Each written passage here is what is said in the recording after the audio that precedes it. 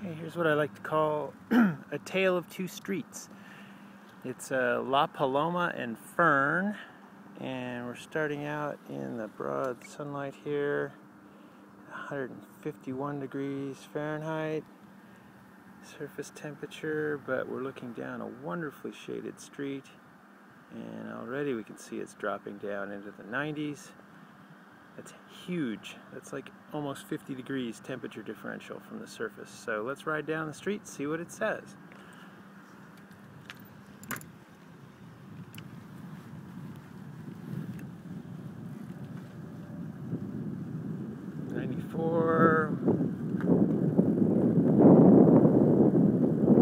Into the shade, 99, 96, 94, 93.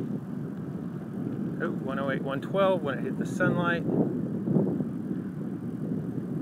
17. So give me my shade.